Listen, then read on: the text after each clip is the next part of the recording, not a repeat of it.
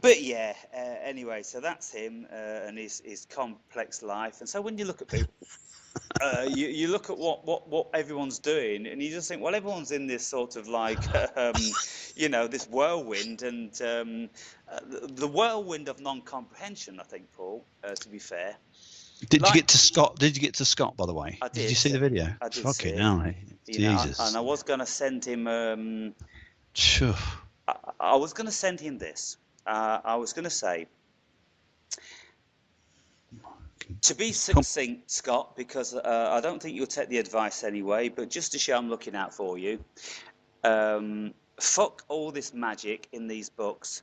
Why don't you try to discover the magic in the smile of your young children, and in the embrace of your wife, and in the beauty of all those woods and forestry around you? Because, mate, he's going down with that. Because I can see like psychosis. Yeah, building. It's one thing after another, and he's looking very ill. Okay, he was ill with something, but his face is all puffy, he's all white. His forehead looks all extended now. He's got... what can you say about it? It shocked me, mate. It shocked me. The video come from nowhere, and it was like, and when he was talking, Aaron, it was like he was talking to three fucking different people. If you listen to it carefully, he was like going, "Oh, there's this over here. What do you think to that?" Then I'm thinking, who's he fucking talking to? Well, I mean, what I took from that straight away, that that was him being influenced via me, because he said it in one of his, in the first video he did when he was outside. He said, "Oh, I'm outside doing a bit of nature, been influenced by the awakened brave." And so what he's doing now is even turning around like I do, showing people a 360 whilst he's talking, and then he's pausing. Oh, there's a well here, and anyway, it doesn't work with him. I mean, it didn't seem natural. That seemed too contrived, and well, it isn't too contrived, because I don't think he's in the right fucking mind space. He's like you said, he sounded like mentally fucking disturbed, man. You know, very, very troubled, and if he carries on, then he's seriously being stupid. Because look, Paul, whether there is these demons and all this sort of thing out there, who can say? But what we both know is that what you think about, you bring about. And so if you read incessantly, believing, want to get really into it, you will create it. Yes, Your mind will fall into that way of thinking. You see now, what have I done? Look what I've done over this time. I get my joys from nature. I mean, absolutely enthralled with nature, and unless it's a fuck off spider in my caravan at night. Frank the spider.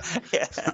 But then you see, I become that, and that is the beautiful place. And so I think we just have to be very careful. Scott's got it right in front of him to get himself back to not where he is now. It's a beautiful place, looks of it. That orchard, avocado orchard, and he's got like, all this, that, and the other, and it's kind of, it's got hold of him. This kind of power, or whatever it has.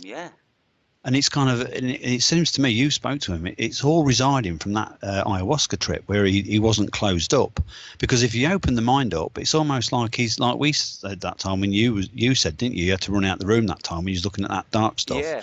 It's as if he's in there all the fucking time. Yeah. And it's like it's kind of, tracking him down, and it's very, very hard. And then what do you make of the bit where he's saying, when he's reading this stuff, he's actually seeing it? What I like about Scott is he's very thorough how he describes things, and he uses a lot of referencing, and he always says that I don't know, whether this is fucking true or not, but this is just what I'm experiencing, and so I like his whole delivery about it. And when he's saying that, when he's reading, he's actually seeing these places. And then he said something about something or other, and he was actually in one of these places. like he's been transported. And I'm almost inclined to want to talk to him about that, to get to the depth, because I say things like that sometimes. I say, oh, I close my eyes, oh, buff, and I'm here and I'm there. Well, you know, I've said to you in the past, I've pulled you up on it, because I said, like, when you say you see something, I say, what do you mean, Paul, when you say you see it? Do you see it with the clarity of open eyes? And then you go, well, no, you know, but we don't see it. We imagine we see it. That's all we're doing, and that's the difference. Now, if he's only imagining it, then he's doing no more than you or I, Paul. But if he's closing his eyes and he's actually seeing Technicolor like a DMT trip, then that is something peculiar. He's sinking into his own subconscious. That's what I see. Like he mentioned before, he says that if your conscious awareness is like a boat and the subconscious is the ocean, and he even says it, he knows how to get out of it, because he said if the boat sinks into the subconscious, I'm in trouble. And he said that a fucking year ago. So he knows, and he says he's been drinking yerba mate. You've heard of yerba mate? Well, only from him. Yeah, and I looked on the thingy. I thought, well, it keeps on about this stuff, and it says that the byproduct of yerba mate is psychosis if you do it too much. So I've sent him a message on the Skype to say, look, just have a look at this link, see if you can get you. I'm not telling him what to do. I'm just saying, look at this link, and then just see what you can make of it. See if you can fucking get any reference, because it sounds to me like it's getting more and more fucking pronounced in his life, isn't it? It's not getting any better, and there's something triggering it. And the what I don't grasp at all is that he's incessantly going on about caffeine. Caffeine. And then when he has caffeine, he blames everything on caffeine. And then he says if he has too much caffeine, then the demons come and get him. What's going on there, Paul? Have you ever heard of anything like that? No, I haven't. But what I perceive's going on with him is he's made the connection. He's kind of brought that into his awareness, like you said. He's gone caffeine demons, and all of a sudden it's kind of come to a point where what we don't understand, Aaron, we take into consideration that we hear about ayahuasca, we hear about psilocybin. I was looking at something the other week, and it says that the original word alcohol was alka, right? And it was from the let me get this right, the Arabian word. No, it's strange. It's called demon-eating spirit, right? And then listen to this, and then when it's turned around into English language, it's ghoul. It's something ghoul eating spirit, and then that's where the word spirits come from. So what we don't understand is when they dig deep into it, each thing that's made out of these things, hops, whether it's juniper berry, gin, all these things come from a sentient plant. So we've gone past all that. We're not looking at it correctly, because each one's a sacrament in its own right. So that's why it affects our psyche. That's why it gets fucking people like a possessed demon drink. There's a lot of deep stuff into it. It's so saturated in our culture, we don't see it. Yes. So what? But getting back to this caffeine thing, like you said, he's done that, and you see, I'd said to him in previous conversations, I said that, are you sure you're not inventing this? And when you're talking about, demons coming via the caffeine, I think what it is because he's not managing his mind from a psychological perspective. Because he says, he's read very little psychology, and so the first thing that you want to do when you're getting involved in this stuff, you've got to know your own psyche. And so what he's done is he's demonized caffeine because he's been ill in the past, and his doctors told him, leave off the caffeine. Leave off the alcohol. I can see where you're coming from now. It's demonized the sugary drinks. And so what he's done, because he loves it, and he used to drink it to excess, now he's demonized it. And whenever he's doing it, he's carrying a great amount of guilt with it. And then all of a sudden, when anything happens, he's blaming it on that. His guilt is blaming it on that. Yeah, it's as if his subconscious is like projecting out images to warn him. Yeah. Look, I mean, people they have an excess of caffeine all over the world, and I have never ever heard anybody tell me or say that they're getting the EBGBs, because they've had one too many coffees, or they've got night terrors because they have one too many coffees. But he does. If he goes to bed and he's been drinking caffeine, then all of a sudden the demons are going to come and get him, Yeah. and incredible. Well, I spoke to him and asked him when all this started, and he said 2013 when he went for the ceremony. Nothing was happening before then, so it seems to be a double-edged sword where his psyche was opened. We can say the veil was opened; it wasn't closed, and this whatever he's doing is sending the neurons or some chemical balance into his mind where it's opening up this aspect, but.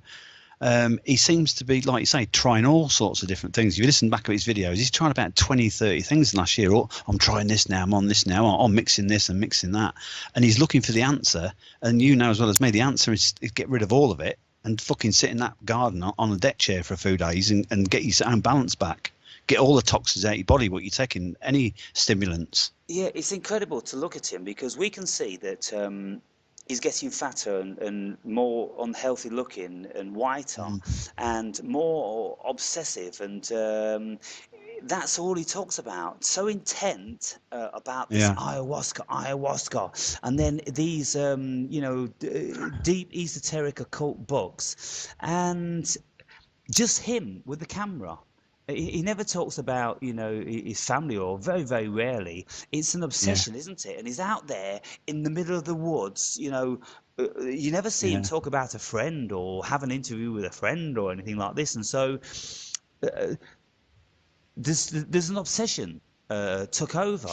And it's a curious one whereby people, they can get drawn into this dark stuff, can't they?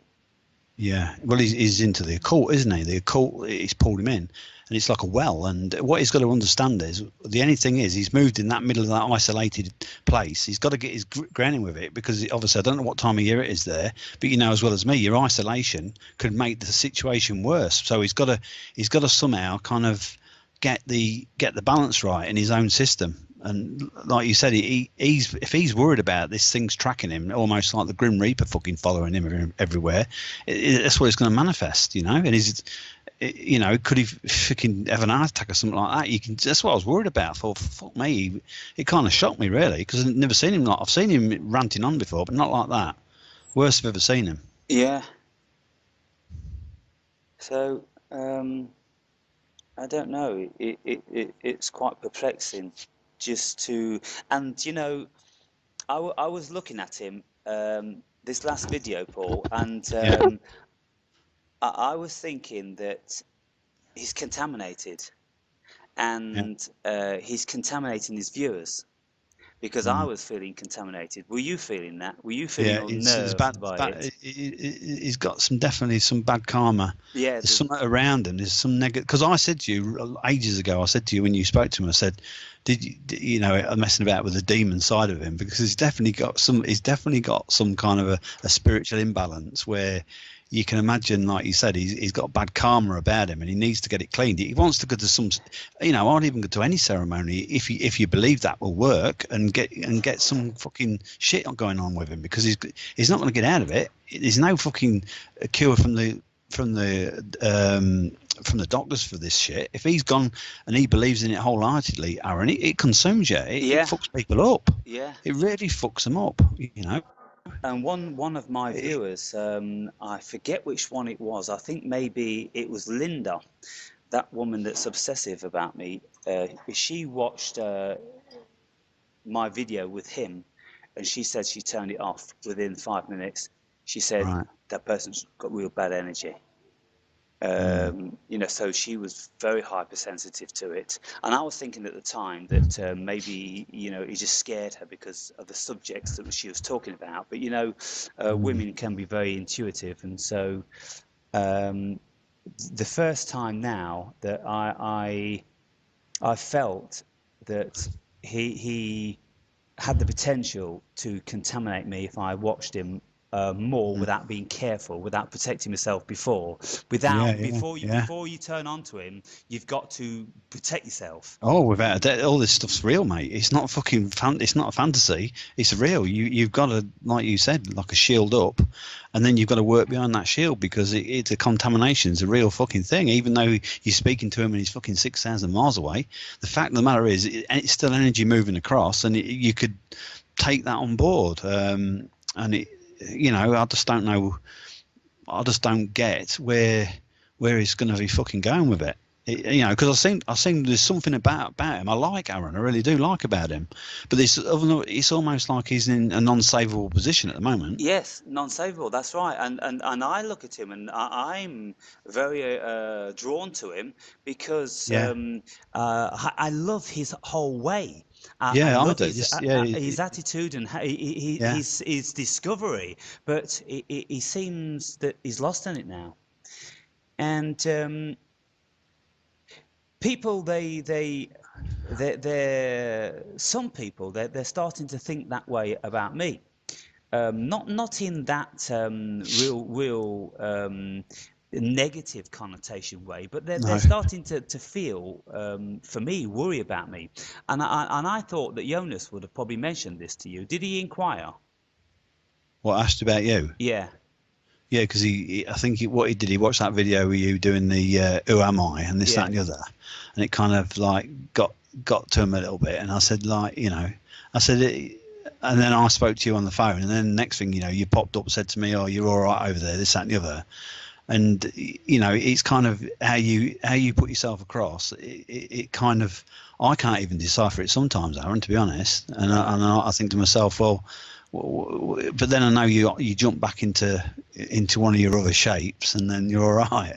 Yeah, you see, this is a curious thing, you see, because if you can't be sure, then maybe some of these videos are getting too close to the bone, because for me it seems perfectly natural, and I don't feel a problem with it, and I feel that that there isn't any danger in the slightest. The only danger of what I'm doing is I'm slipping away. Yeah. And I made a video this morning and I've uploaded it, but I've not set it live because I'm thinking twice about it. And what I said in this video, I said that the apathy is become so great that it doesn't matter where I go or who I meet. The effect that these people have on me is never enough to make me want to stay. That they don't have anything strong enough to contain me, Paul. And this is a thing that I don't know whether I should be concerned about. Sometimes I just think, well, I should get a girlfriend to bring me back into the Matrix, like Lisa or something like that. Yeah. Because you got to go over to America. She'll set fire to you in that front room. Yeah. What am I joking? Yeah. No, I understand what you're saying, Aaron. You see, look. You got to understand that what the mind is. It's like an uncharted fucking water. It's an uncharted ocean, and you set in sail. And we all set sail with the greatest, the greatest of kind of intention, but we don't know what the hell's deeper in the aspects of the psyche. I mean, look at something like Charlie Sheen. Look, do you think he was always that way? And then you interview him and he's rambling about psychobabble that he doesn't even know what he's saying. He's got no control over his voice anymore. This woman I was watching the other day, interviewing him, and the stuff was coming out, and this woman was going, and he was going, it's normal, like repeating. I'm thinking, that's not normal. What the fuck is that? What the hell's talking? But and also Mel Gibson, he have you ever heard of him? Heard him speaking to his girlfriend? I heard that one on the phone. Yeah. Disgusting. So what I'm saying, alcohol and stress and envy and jealousy and all this sort of thing. But let us just go back to Jonas, because when you've seen the Jonas and me video, so you can put the two together. But I knew instantly that he would have made an inquiry with you. And when people start worrying about somebody, the first thing they do, they go to the closest person and they start making an inquiry. And so you may get more people approaching you, Paul. And you have to tell me, because I will do. No, I will. I'll tell you, mate. No problem. No yeah, problem. and so I shouldn't really have to ask you about Jonas, because it's important when people start making inquiry into the stability of my mind. Well, that's why I wanted to speak to you today. You see, I knew you was going away tomorrow, and I wanted to speak to you and just kind of talk one to one and try and kind of get the aspect of. You know, I don't want you to fucking go somewhere and think I've got to sleep in a fucking doorway, man. I want you to just kind of just tell me what the fuck. You know, I'm looking at it thinking, well, you don't want to be doing that, but that's not my life to tell you to do that. But what I'm trying to say is, Aaron, it's kind of as the song goes, where is my mind? If you've ever heard it. So you know, you can come in and out of this zone, but this place is real. This place where you disconnect and you kind of drift off in a memory's bliss is a true place. It's a true aspect that's within us, that's within our nature.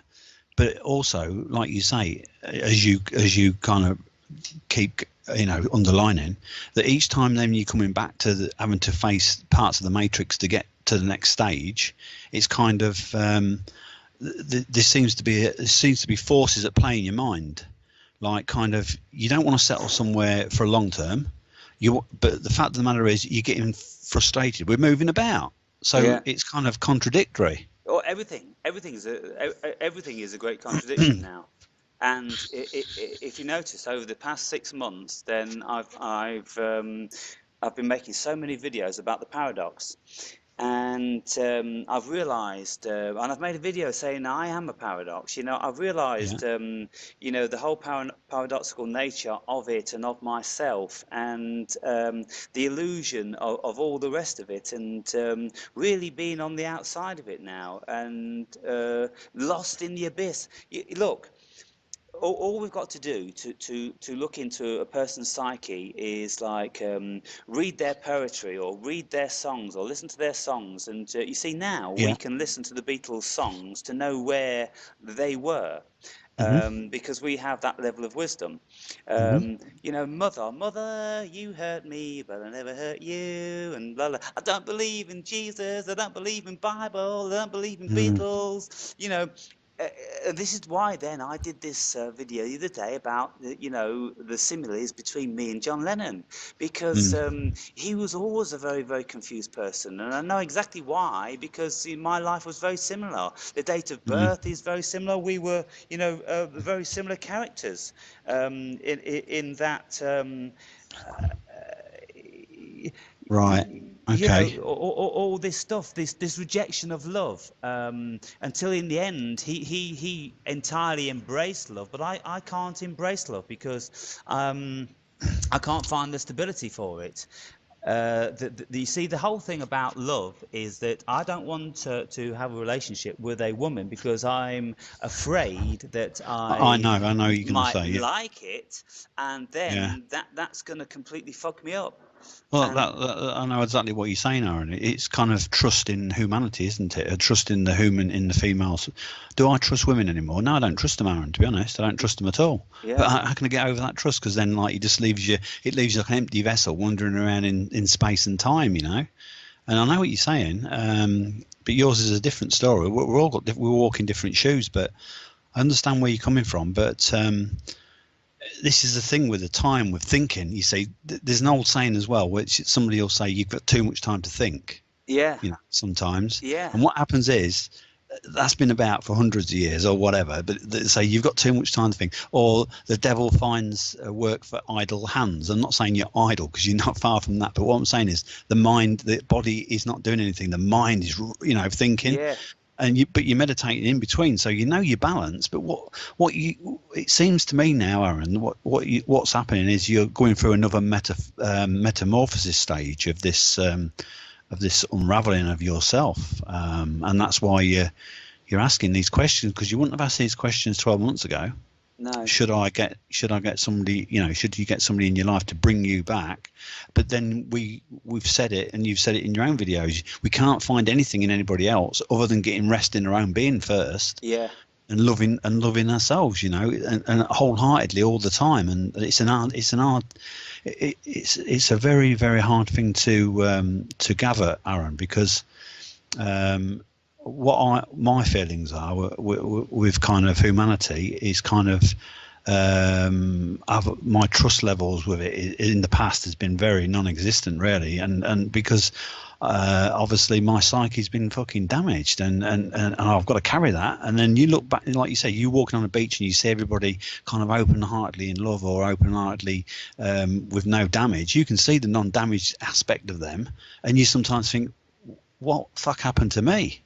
What is this? Where is this place? Where is this space? And all we're doing, and you're doing, is kind of trying to exercise this specific part of you out of your psyche, which eventually will be cleansed. But we don't know. Each individual journey is different, isn't it? Yeah, I listening to these Thich Nhat Hanh. Yeah. He's talking about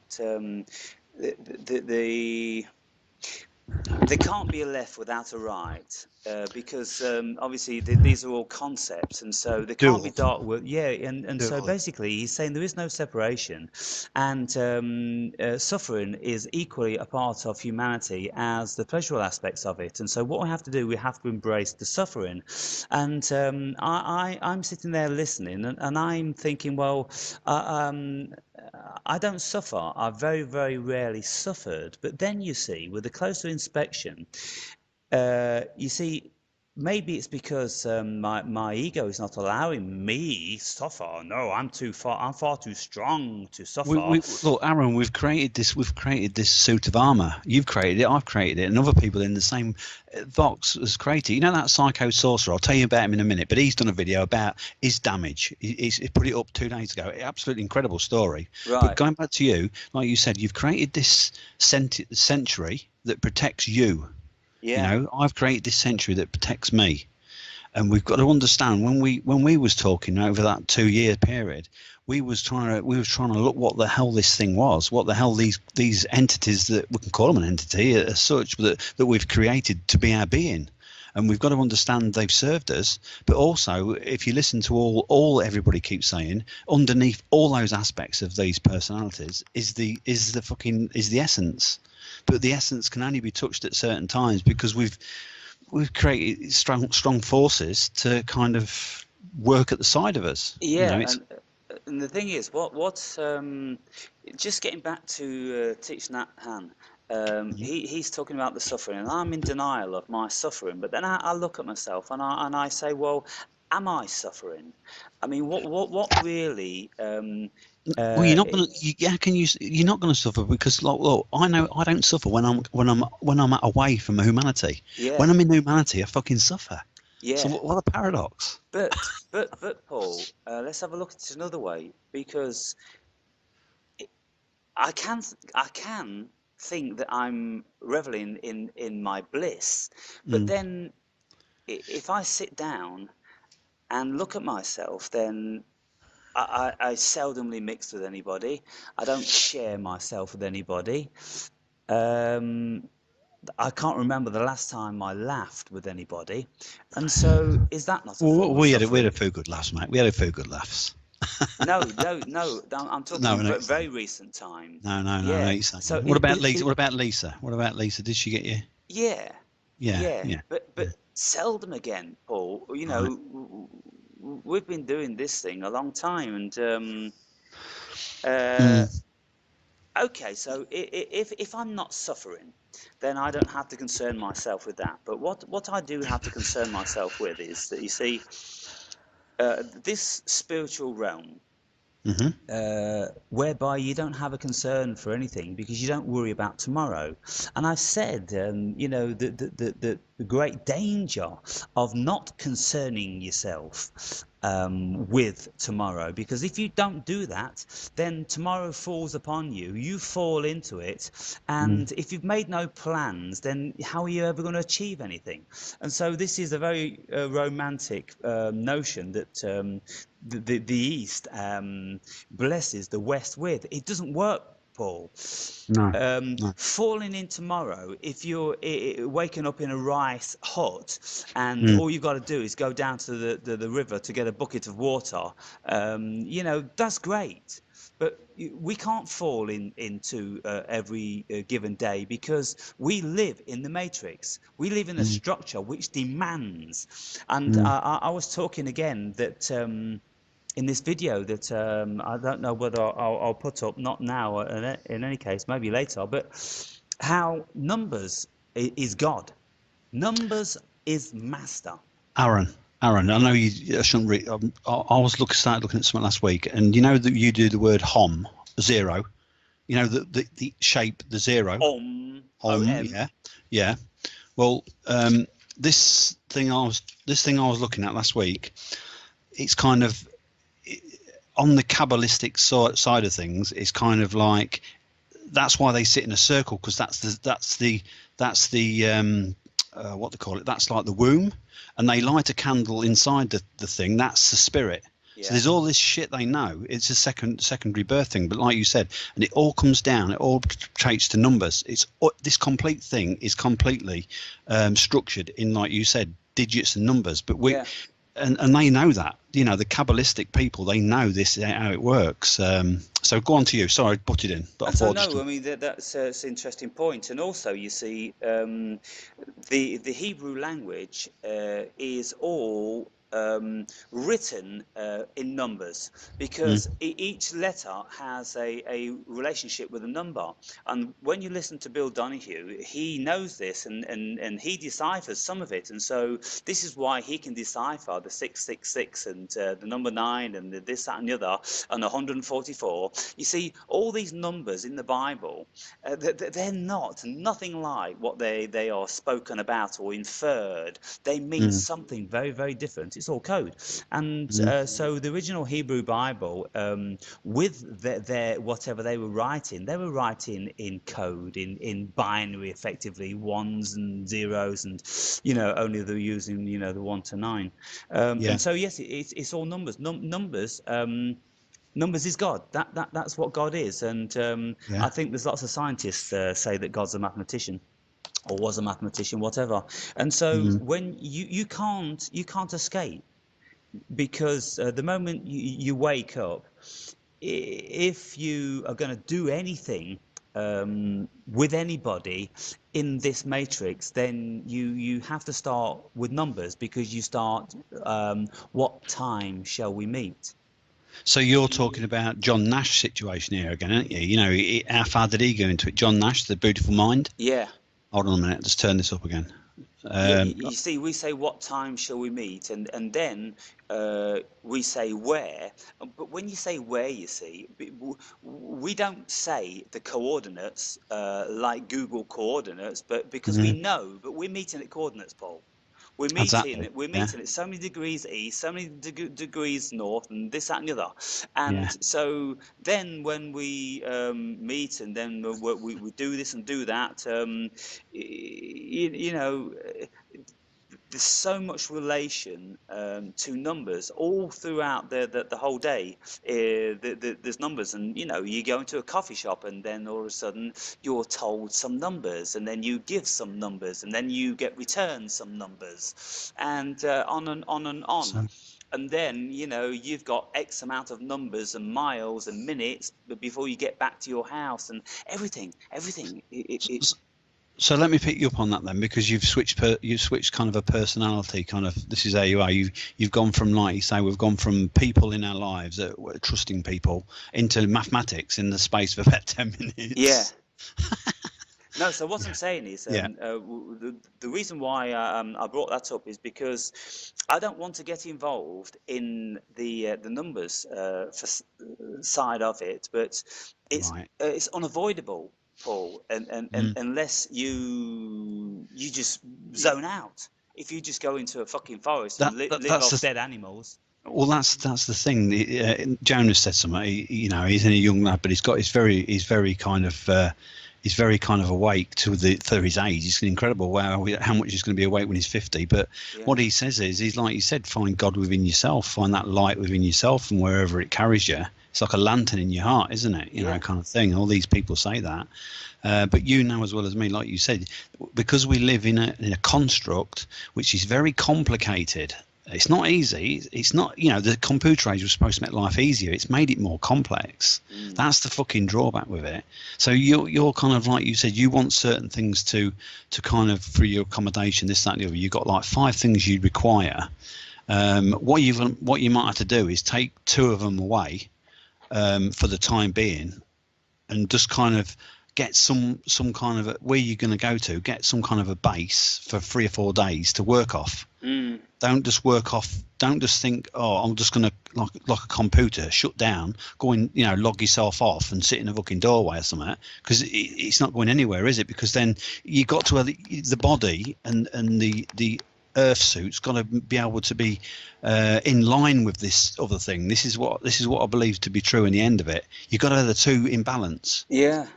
You know, not too far kind of. You know, I wonder what's always try to engage with me on this, Paul, because I'm not sure, you know, what's happening, and I don't know what it looks like from the outside perspective. But along the journey, you read about people going into a peculiar place on this spiritual journey, and I've always said, oh, you know, you've got to be brave, and you've got to be strong, and you've got to be this, and you've got to be that, but there's something else that you've got to be, and I don't quite know what it is. And because I'm in this special place now, whereby I'm feeling this bliss, it's beautiful, and I'm feeling how wonderful the disconnection is, but I'm also feeling the potential danger of it all. And well, that's your kind of programming. Your ego's feeling there's a potential danger, you see, because it doesn't want to let go. No, but look, I mean, if I let go of this, then I would let go of everybody. Yeah. So my ego is doing the right thing at this moment in time, because there's a part of me that just thinks, fuck it, I'll go and live on a beach. I won't bother getting anywhere. I'll trim down what I'm carrying, and then I'll do that. I can do it, Paul. I see what you're saying. I'm so close to doing that. And so when I've looked at vagabonds in the past, and I've always wanted to sit down and say, how did you end up here? I wanted to know what their mind was, you see. But now I'm starting to understand how very easy that is. Because when you just don't want it anymore, it's a piece of piss. I've done it myself. You know what I said to you? I fucked off away. I just get out of it. I just don't want anything to do with anybody. I go into my own mind space, and it's frightening, because sometimes I don't choose to do that, Aaron. I just do it out of protection, you know? Yeah. And I do it out of protection because it's the only one I know, because it's kind of obviously all my family's they're not here anymore, and it's kind of like getting that thing where you just kind of want that kind of trust, and, you know, not to take anything from anybody in context as energy. It's kind of like just knowing that you've got that kind of person to say, oh, you know, you've gone a bit too far that way, and it's the alignment, isn't it? But what I see with you, it's kind of, you've gone into this space, the Vipassana space, but you've also got to understand that, like, it's kind of, with your positioning, like you said, you do not know where you're going to move to next, whether that's going to suit you. It might suit you for 3 days, it might suit you for 3 fucking months. So there's what there is there. It's almost like there's a gypsy side to your nature, where the traveling person's within you, but there's also another side to you that wants kind of a static position to a degree. So there's some fucking forces at play there, you see. And that's the whole thing that it is with me, and it's becoming much more pronounced now. And this is why I'm failing to be able to decide, because and I knew it was coming intuitively. I knew it was coming. Well, tell me how it feels. Tell me how this feeling says when it's coming. When it's coming, you keep saying, I know it's coming. It's coming. What is this thing? What's it feel like? An anxiety? Does it feel like, oh, for fuck's sake, I've got to move again, and I've got to win that side of the mind? What's it feel like? Yeah, okay. So when I was about to get my money, and I said to you, that's when all the problems start. And you're like, what are you on about? all your problems should be over now. Look at how you've lived on £5 a fucking day, and this, that, and the other. And I said, yeah. And then I started to explain it to you, and then you went, right, yeah, I see what you're saying now. And what happens is, when I go somewhere, when I go through a period of stress. I see what's going on now. I see what's going on, yeah. Okay, so I go through a period of stress, and sometimes, usually, it's like 2 weeks, where I finally will find somewhere that I'm happy with. And then I'll go there, and then if it's like for a month, like the first one, I am a pig in shit for the first 2 weeks. I completely forget. I lose myself in the now. I know exactly what you're saying. Then 1 week after, I'm starting to think slowly, like I said in the video, Matrix. And then the last week, it's kind of like, there's someone banging on your door, progressively louder and louder and louder, until in the end, you just have to stand to attention, and you have to carry out the demand of your ego, Paul, which is, in this particular instance, it's useful because it's saying, listen, Aaron, you can't stay here above the 23rd. It's over, mate. It's over. Realise the seriousness of it, because if you don't get anywhere, if you don't crunch numbers, you're going to be standing out in the fucking street thinking, what the fuck am I going to do now? Because the only bus going to the city left at 8 a.m. Right? And so now I'm going to wander around in this fucking heat all day long, humping this stuff without anywhere to sleep. And so this is the pressure that keeps coming. Then I alleviate it, and then it comes back again. Then I alleviate it, and it keeps coming back again. And the amount of times that I've done this, and the amount of videos I've made about it, and yet I still keep doing it, because this is the nature of this time of year and this environment that I want to be in. Come October, I can settle for 8 months. It's as clear as day. On the computer, they all say you can have October, November, December, January, February, March, April, May, even June. Come July, you're out of there, sonny. Yeah, I see what you're saying. I see where you're coming from. So that 8 months, that would be wonderful. That's what I need. I need 8 months to settle somewhere. Well, it's like when I got that.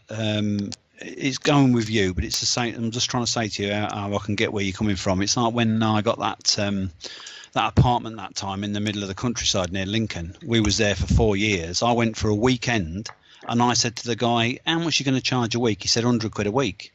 He said, and all the bills were in, no bills this and the other, and all these battles going bing, bing, bing, bing. I said, there we go then. Next week, we just got the car, got all the stuff in the car, and we was in there. And 4 fucking years, no hassle. There was no fucking, like you said, no bills, this, that, and the other. It was the most clearest time I've ever had in my life. There was none of that shit, Aaron. Like you said, it was just every Friday sorted out. I know what you're saying, but and there was nobody, there was no pressure, there was no people about. People change. You see, there was apartments around it, so somebody would be in there for a week. Then there would be kids now and again, but through the winter it was empty. Yeah, it was perfect. But I can see what you're saying. But where your position is, because of like. It's like you said, the time of year of the heat and every fucking thing as well, isn't it? It's like, for fuck's sake. Oh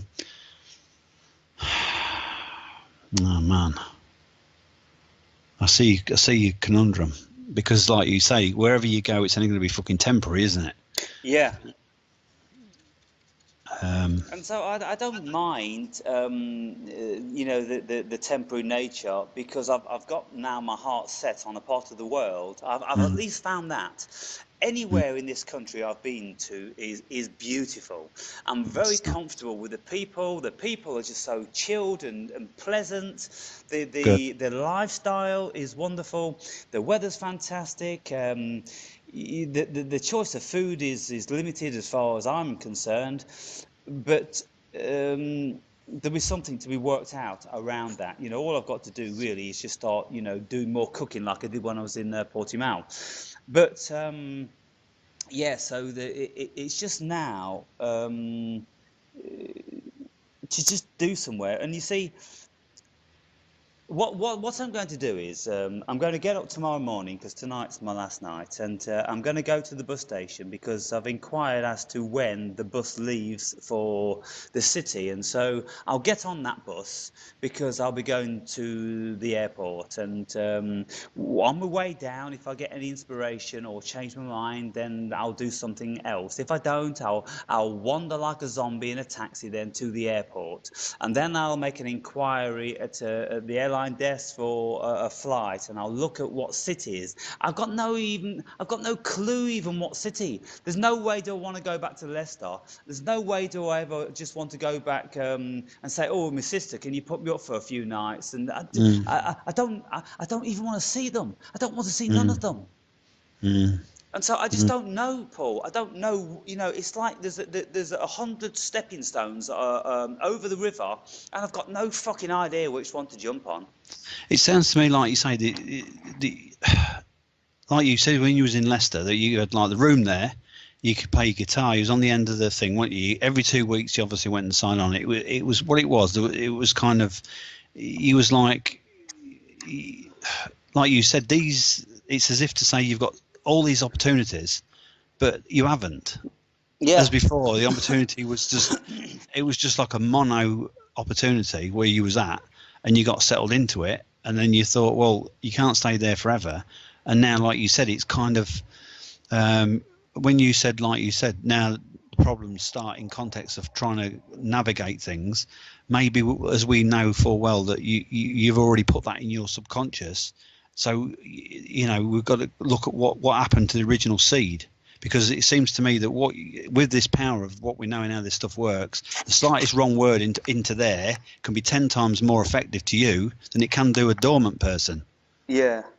Well, one of the greatest issues is that due to the period I spent in great austerity, I am very reluctant now to have the piss taken out of me. Because I've realised the extent of the piss. Look, these people coming down on holiday, it's a luxury. They've saved the all fucking year for this, Paul, and it doesn't matter how much it is, they're going to do it. And so, therefore, like I'm saying, bears waiting for the salmon to pass by. Thank you very much. That's what's going on all around me. I'm not going to be a part of it. I'm paying the price I know its real value is, and that's in the fucking off season. That's in the winter period. And even if it went up, say, like a couple €100 a month from 3 to 5, that's still acceptable. But 500 a week, that's non-acceptable. 500 for 2 days, that's not acceptable. I can't do it. I can't partake in that. I'm not a holiday maker.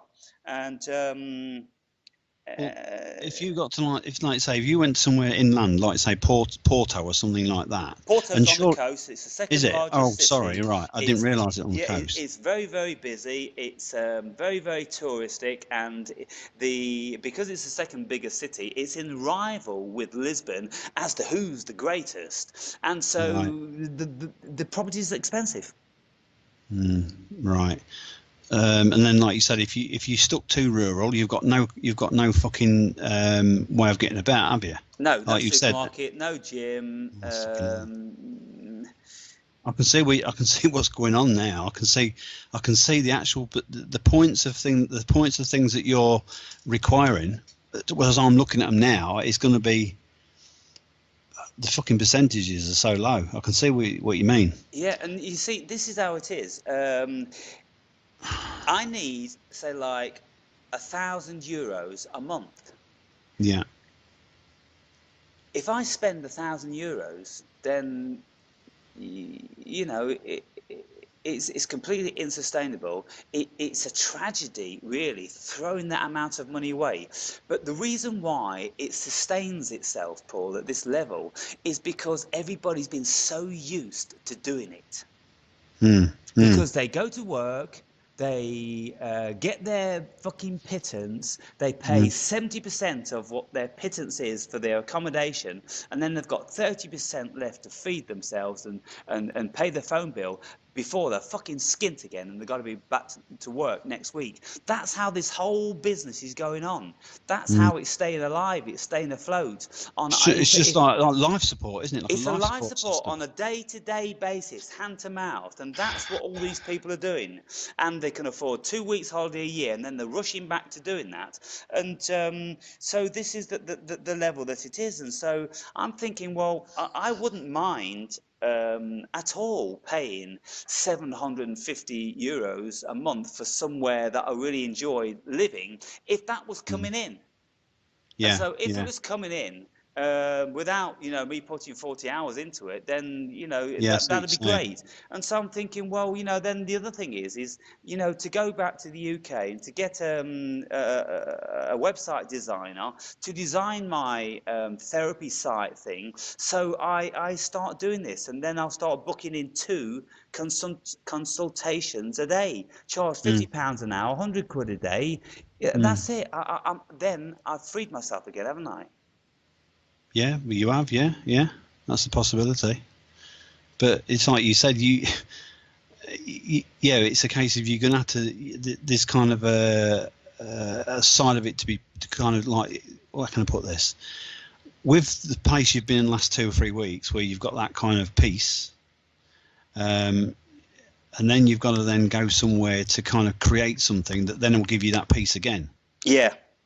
Because other than that, it's kind of like the nomadic lifestyle's okay, isn't it? As long as it's kind of acceptable, like you said, where it's going up like double or treble to what you was paying in the winter. It's just fucking mental. Yeah, it's mental. And the other thing is, you see, how I've been progressively since I've been away, it's not realistic in the Western world, is it? Well, I'm being completely unrealistic. If I could. Can you remember what you said to me when you first got in your apartment, when you got into Portugal? You said, "What am I doing in the middle of this complex? I've got a mountain bike. What am I doing here? That's what you said to me. What am I doing here?" And then you got settled into it, like you say. It's the mind, isn't it? It's as if to say you've created. Once you've settled somewhere and you've got the things you need, you're happy in that space. Yeah.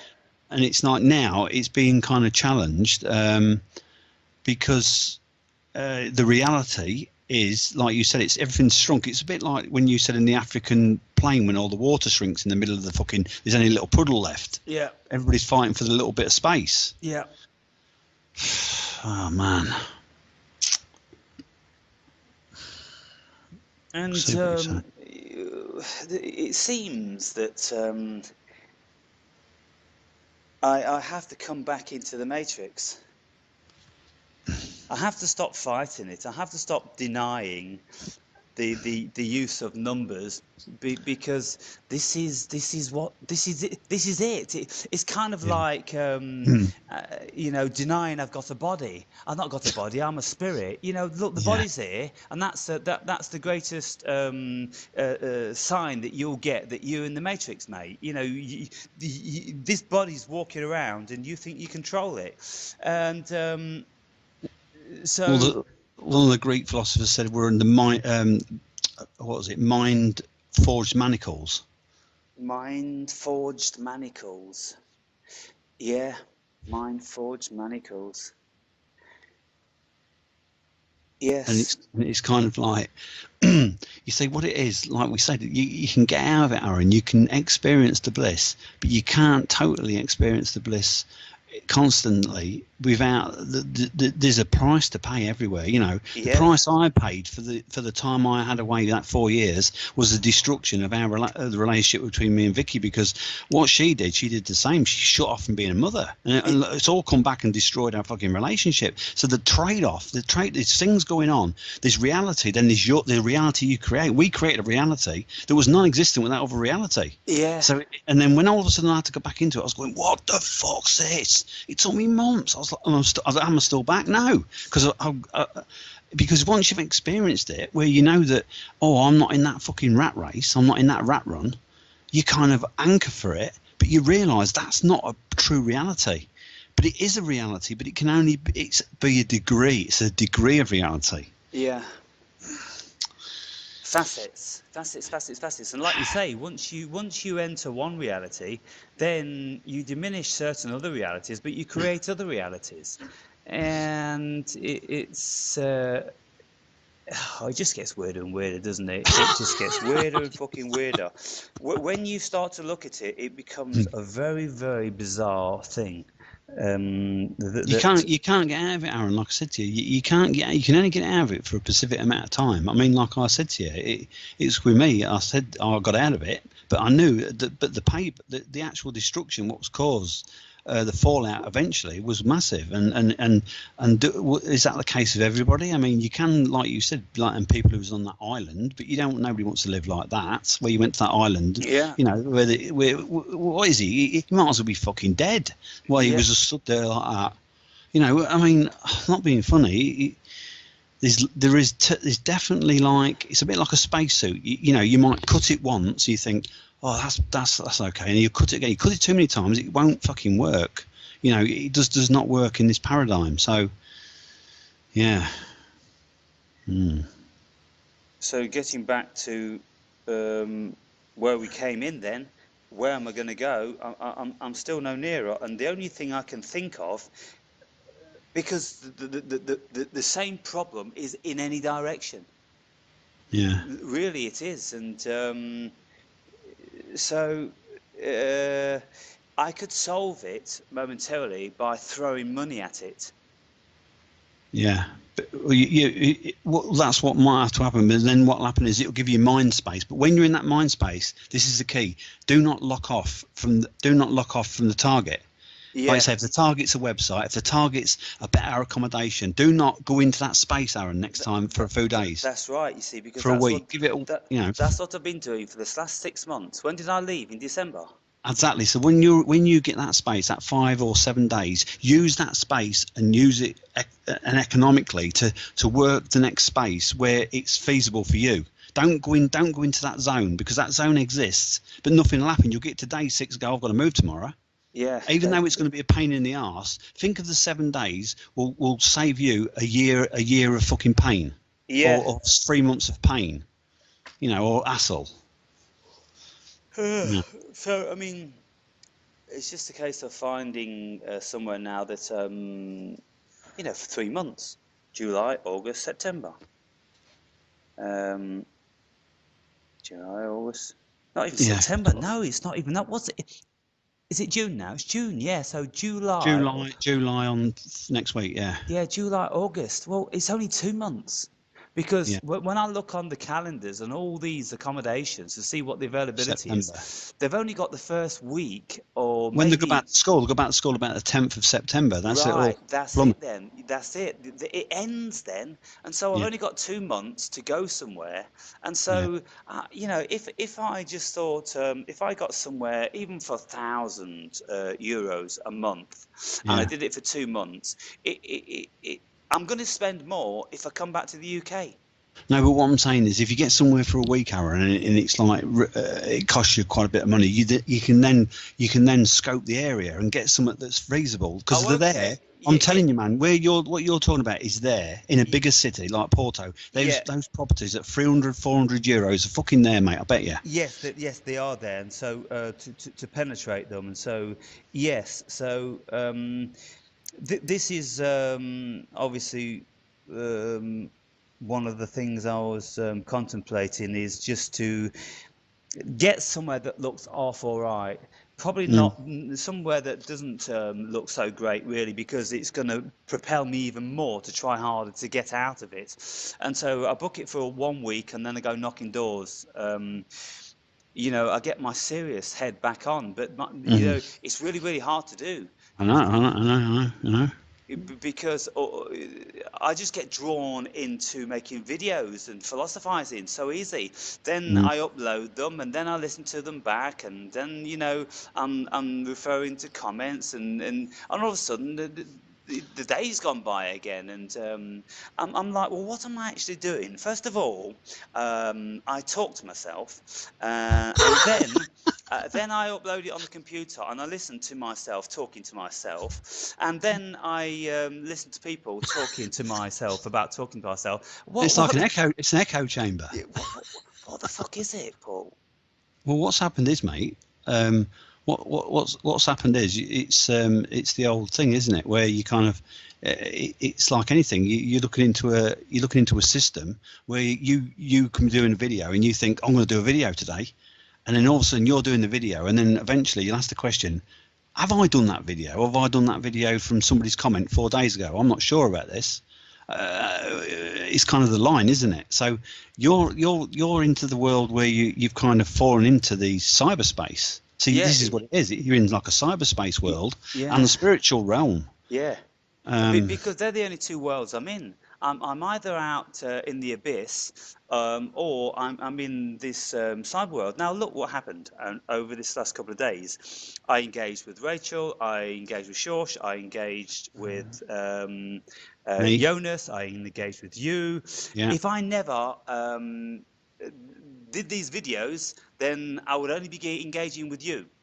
And if I never did these videos, then I wouldn't be doing this philosophy, and so we would have little to say because I probably wouldn't be in this freaking mess. And you say to me sometimes, you pull your hair out with me, for fuck's sake. Okay, now. Oh man, I tell you, it's kind of like. Yeah, what it is, like you said, it's kind of what you're going to think of is, Aaron, you're going to have to, like you said, you're going to have to kind of take it on the chin for a few days just to get into somewhere where you can then get on the ground. It's a bit like somebody could say to you, if you go in that forest, mate, if you ain't got trousers on, you're going to get stung by nettles. And you go, I'll wait till I get in there. But you take your trousers in the back of the fucking rucksack, you're prepared.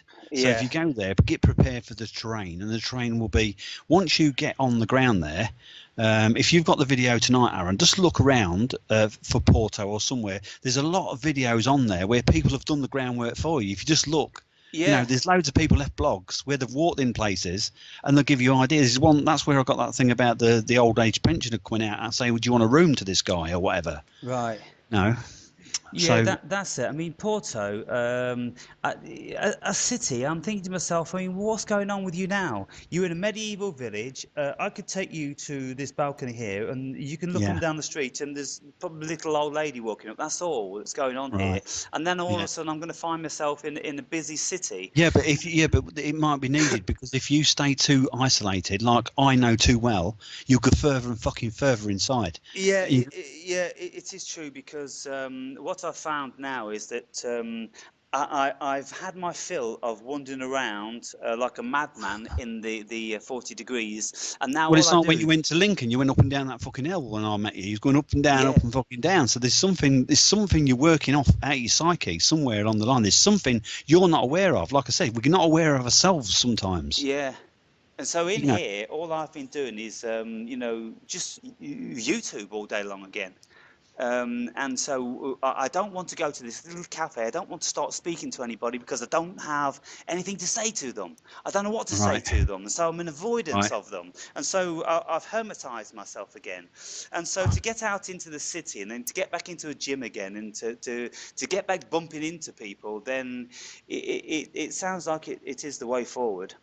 Well, if you don't, like you say, want to thingy with people, you're still around that energy where it's vibrant, it's moving. Yeah. It's not stagnant. You see these places are stagnant. They're beautiful to meditate in, and there's nothing going on. But there's no vibe, is there? There's no vibe going on. And then when you get the vibe running through you, you'll generate more. Yeah. You won't go, the Matrix. You realise you're in the water before you know it.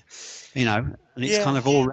And I think, there'll be lots of stuff to make videos about. It'll be fresh because I'll be in a completely different environment. And so people will be intrigued and inspired. Again, I will be, because I'll be having different thoughts and everything. And, so you've therapized me. Because now... You can get stuck, Aaron. You can get stuck in a neuron, and once you get stuck in there, the person talks to you to dislodge it. Yeah. You know, and then the flow moves and the brain starts flowing because we can't just deny the two sides of our hemispheres. You know, they want to run it. You know, somebody will say, I want to be in that side of the mind, but And obviously, the level of psychology and philosophy that we delve into, uh, I'm not in the practical world like you are, and so I'm residing in this fantasy stuff, for the vast majority of the time, and so you can yeah. get lost in it. And so to come back out of it and Well, look, for instance, a little story. When I was out in that middle of that countryside, all of a sudden, like say in the winters, people used to turn up, and you used to hear the smallest of the noises around because everything was amplified. You got to be careful with it. You know, like you said, if you're double thinking, you fucking guitaring and things like that, that's a warning sign, because what's happening is you're not in that spatial bubble that you're in content with, and it can work the opposite way. And when other people treble in your space, everything's like treble amplified. Who's this person? What's that fucking noise? And all this shit's going on. And it's kind of very, very kind of unnerving to the psyche, because it's almost it's surreal, you know. This place is surreal. I look around here and it's fucking surreal. A medieval village. I can't get my breath today. What the fuck am I doing in a medieval village with little polished cobblestones all over the place, and in a house with antiques and all this fucking thing? Just hills. So it doesn't seem like you've got any choice. Someone's just taking you on a fucking journey. Yeah, this is how it feels. I've got no idea. I really, really got no idea, mate. And you see what's just happened now is I mentioned Porto to you because I keep coming upon this Porto. Something's drawing me to Porto.